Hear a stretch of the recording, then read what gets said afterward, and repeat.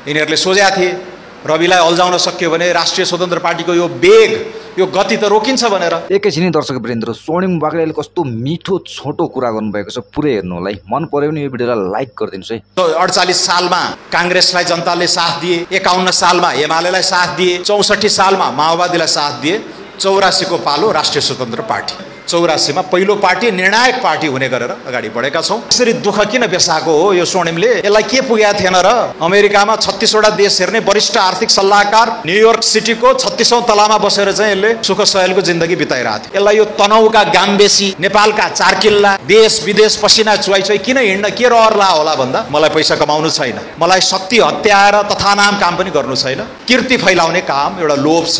त्यो गोर्खाको भिरमा जन्मेको केटोले राम्रो शिक्षा पाएको थियो, यसले देशलाई पनि केही छोडेर गयो है भनेर देवचुलीका चिया पसलहरूमा, चोक चौताराहरूमा कुरा हुन सक्यो भने मर्ने बेलामा सन्तुष्ट भएर मरिएला भनेर। 40 वर्षमा मैले गर्न नपरेको कुरा, नपाएको कुरा केही पनि बाँकी रहेन। 65-70 वटा देशहरू घुमियो, व्यापक अनुभव बटुलियो। त्यसपछि 40 वर्षको उमेरमा मलाई रामशरण महत, सुशील कोइरालाहरूले बोलाउनु भयो, देशमै केही गर्नुहोस् भन्नुभयो, राष्ट्रिय योजना आयोगमा काम गर्ने अवसर दिनुभयो। काम गरेर विगत 10-11 वर्षदेखि म यहीँ छु।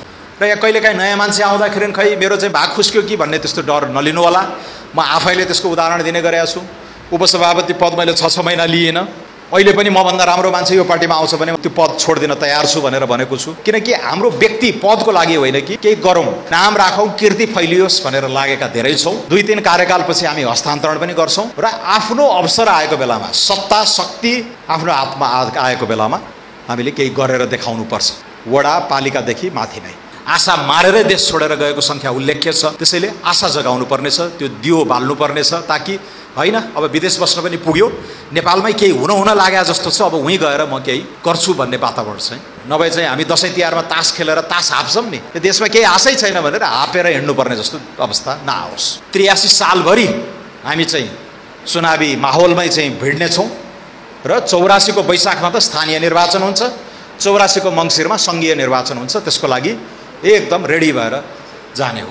यिनीहरूले सोचेका थिए रविलाई अल्झाउन सक्यो भने राष्ट्रिय स्वतन्त्र पार्टीको यो वेग, यो गति त रोकिन्छ भनेर, तर त्यस्तो अब नहुने भयो, त्यो स्पष्ट भइसक्यो। तर हामी आशा गरौँ रविजी आउनुहुन्छ र यो अभियानको नेतृत्व गर्नुहुनेछ। फागुनमा हुने हाम्रो महाधिवेशनमा सर्वसम्मत सभापति रवि लामिछाने नै हुनुहुनेछ। 84 मा हामीले ठुलो पार्टी बनेर सत्ता सम्हाल्यौँ भने हाम्रो पार्टीका तर्फबाट प्रधानमन्त्री रवि लामिछाने नै हुने हो। यसमा स्पष्ट हुनु होला। ठुलो मनोबलका साथ तपाईँहरू अगाडि लाग्नु होला। छर छिमेक टोलका साथीभाइहरूलाई जोड्नु होला र राम्रा मान्छेहरूलाई चाहिँ विशेष मेहनत गर्नु होला। कसैले भन्नु होला आउन त मन लागेको थियो, अलि तिमीहरूका ठुला नेता ल्याओ न भनेर नि भन्छन् नि। अघि नेउपानेजी खै हात उठाउनुहोस् त, नेउपानेजी खै कता हुनुहुन्छ? उहाँले भन्नुभयो म 400 मान्छे ल्याउँथेँ भन्नुभयो। 200-300 मान्छे भित्र्याउनुहोस् रासोमा, म आउँछु, प्लेन चढेर आउँछु तपाईँको कार्यक्रमलाई मात्रै काठमाडौँबाट है। फलानो गयो है घन्टीमा भनेर 2-4 दिन हल्ला फिजियोस् न देवचुलीमा। त्यस्ता मान्छेहरू चाहिँ ल्याउनु पऱ्यो क्या। देवचुलीमा नवलपुरमा चाहिँ फलानो गएछ गाँठे, लो अब त बिताउने भयो घन्टीले भनेर 2-4 दिन निन्द्रा नपुगोस् न विपक्षीहरूको। हामीसँग भिजन छ र 5 वर्षमा हामी यो देशको मुहार फिर्ने गरेर जान्छौँ। किनकि सुशासनप्रति हाम्रो कटिबद्धता छ। यिनीहरू बिग्रेकै सुशासनको पाटोमा, यिनीहरू आफू बन्नतिर लागे क्या, त्यो भएर बिग्रेको हो।